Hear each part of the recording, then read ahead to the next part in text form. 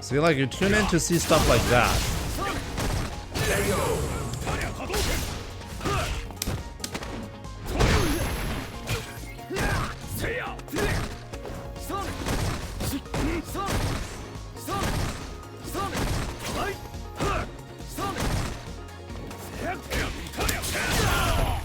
That sweep was punishable, I think.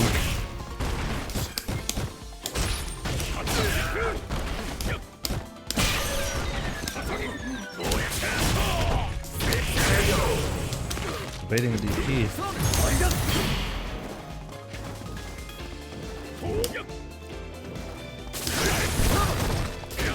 Oh, wow, how did I recover in time? Wow, he almost discovered I'm using a cheated version of Ryu. Damn. That was really like, maybe someone's gonna report me to the Cap Cops.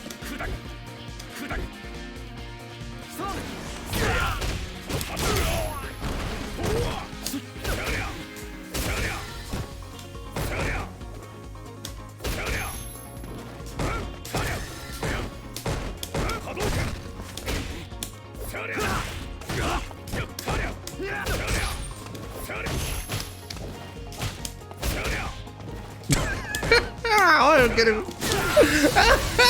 How am I getting away with that? 10 wins. What the fuck is this Nash doing? Yeah. Fully Jimmy engaged.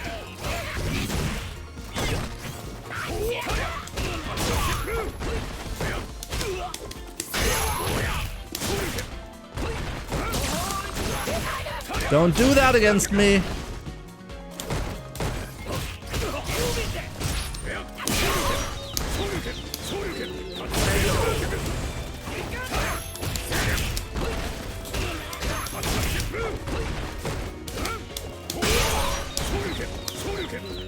I think he's dead. Yep. If you're a casual player and you spend 60 bucks on a game, you want to feel like you got something out of it, obviously.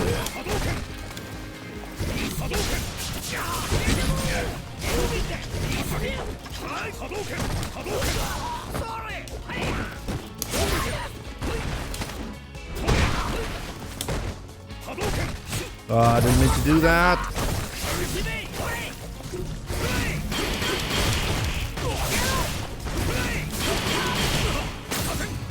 Let me parry in peace, dude. Rude. So rude.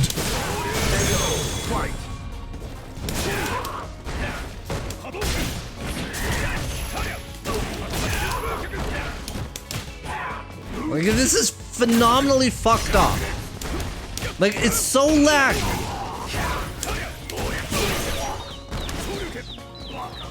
Like, can't you see how laggy this is?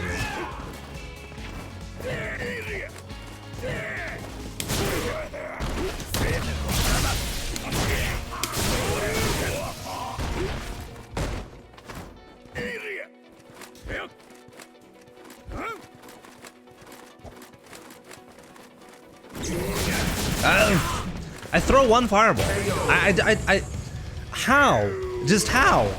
So what you're telling me is to avoid 3 bars but select the 1 bar. Yes. It should actually result in a better experience, which is stupid, I know, but that's how it is.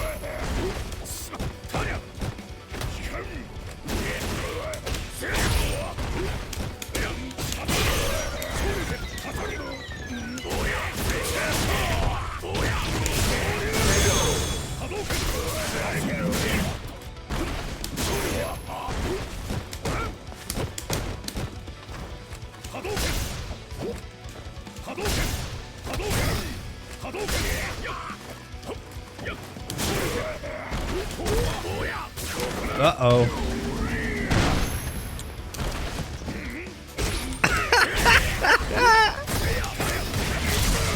I should have just supered.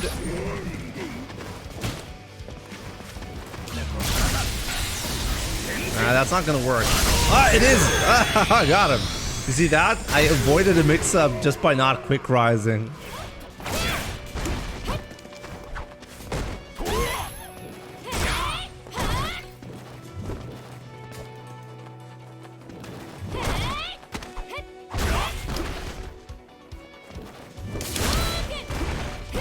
It's unbelievable.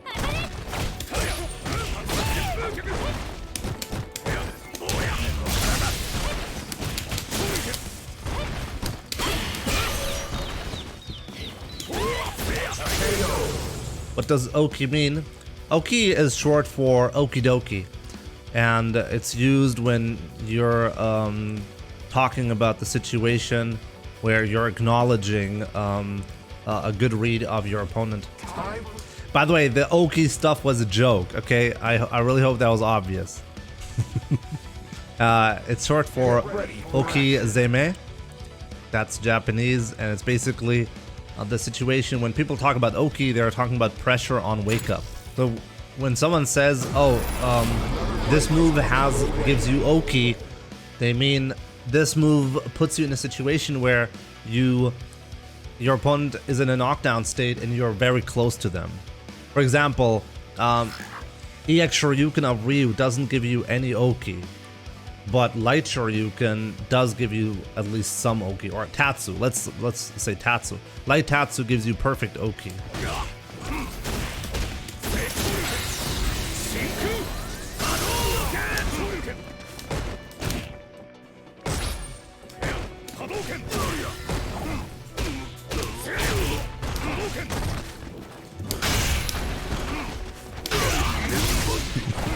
That was a double crush counter on a DP that I did. Okay, I have a couple of tutorials on YouTube about the situation. You should probably watch that. But wow, like a lot of my inputs are not coming out.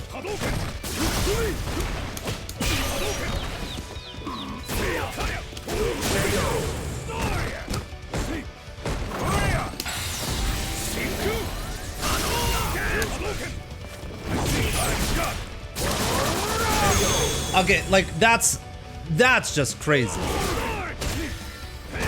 I have to guess on everything.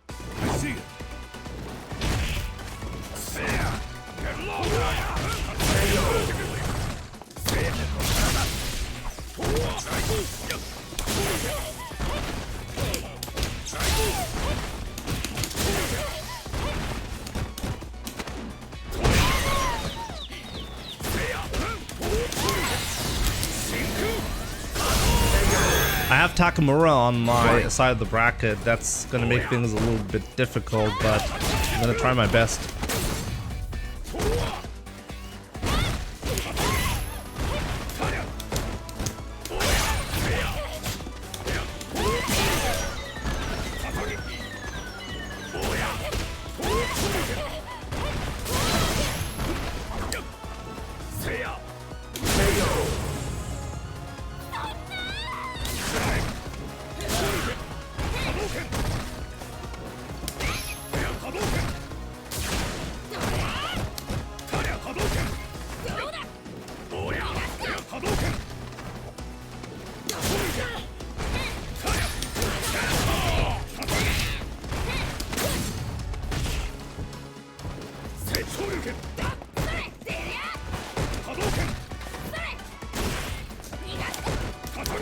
Oh, what? That was a mistake.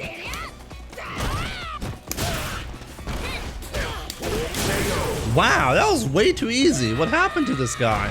This guy normally plays way better against me. You win.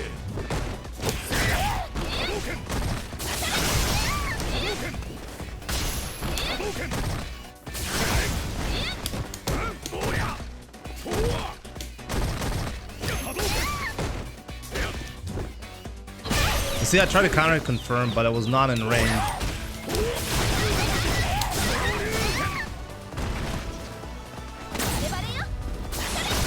That was good, damn.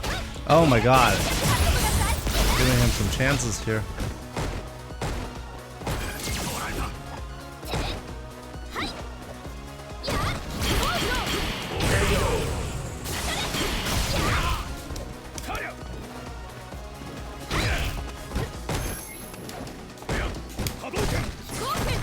You could have punished me there.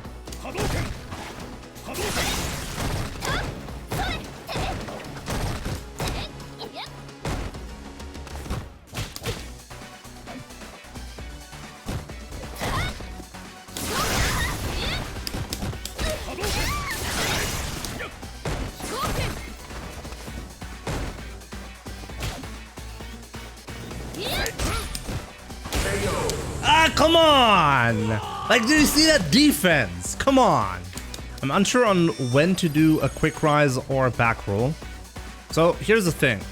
When you know your opponent gets Oki either way, you might as well quick rise, because when you're back roll and you know your opponent has Oki, then you're just giving up valuable space. You want to give up the space with the back roll to make it more difficult for the opponent to get Oki. Like, for example, when you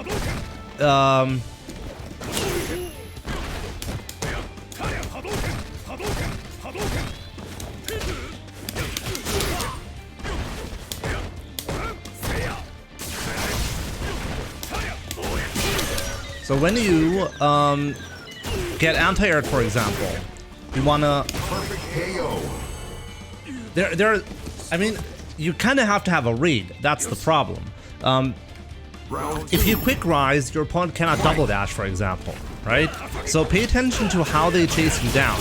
When you back roll after getting anti-air and the opponent double dashes, for example, well, as Ryu, then you know, okay, you could have quick rise and then challenge that.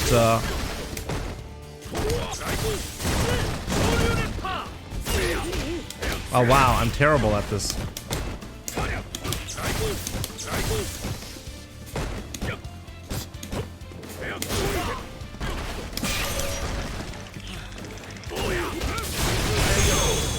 So you could have quick rise and then challenge the double dash, right? Oh right, that's plus now. I keep forgetting about that. You don't see Nikali very frequently. I'm trying to cover that, I'm not getting it. That's two DPs that I tried to cover that I didn't get because of the rollback.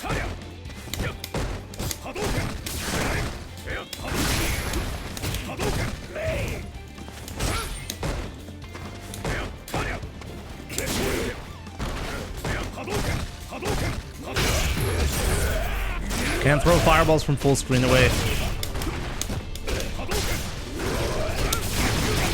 Ah, that would have been it.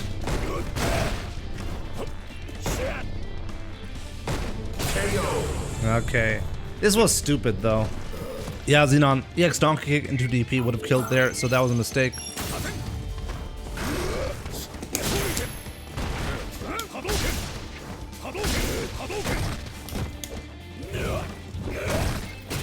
Oh wow, that was an actual punish this time around. Unbelievable.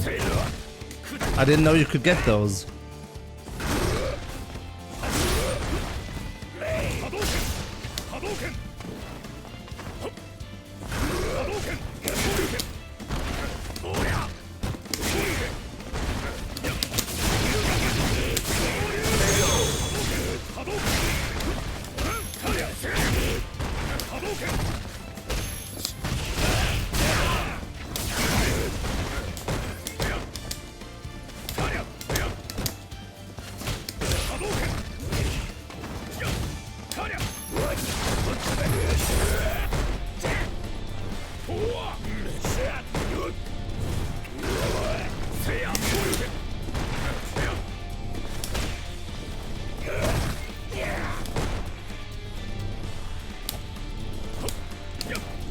Whoops.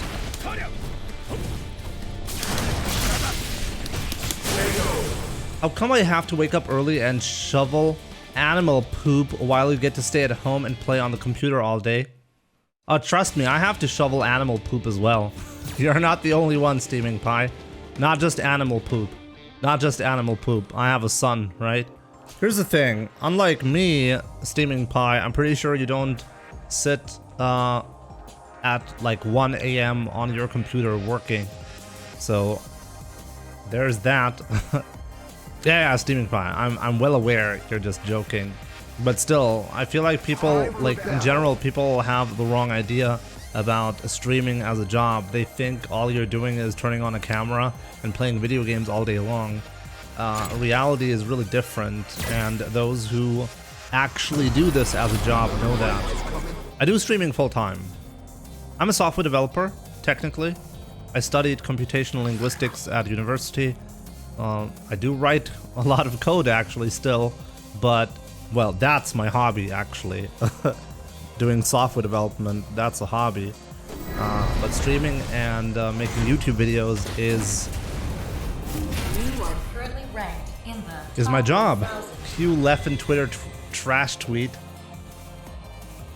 Leffen makes some interesting tweets from time to time that I'm pretty sure he doesn't believe in himself.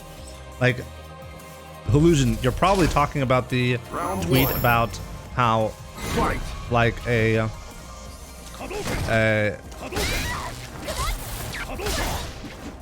what was the tweet again? A low-paying job is still better than streaming.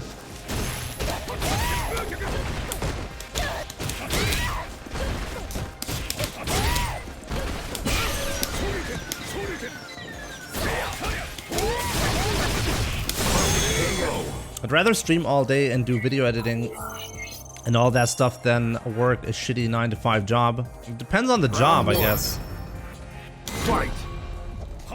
Like, here's the thing. Ever since I became a streamer, playing video games for fun is not a thing anymore for me. I can't do that anymore. I don't have the time to do that. If I had a 9-to-5 job, I'd actually be able to play video games as a hobby. Wow, no crosscut.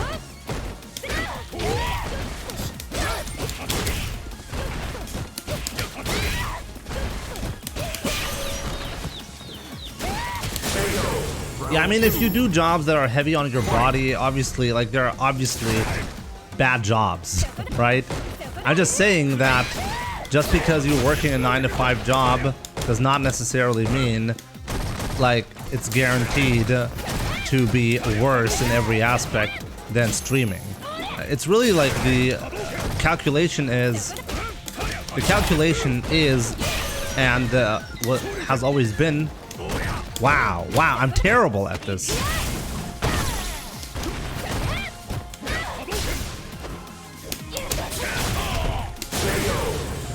The calculation has always been, well, what's the risk of being self-employed versus having a 9-to-5 job at a company, right?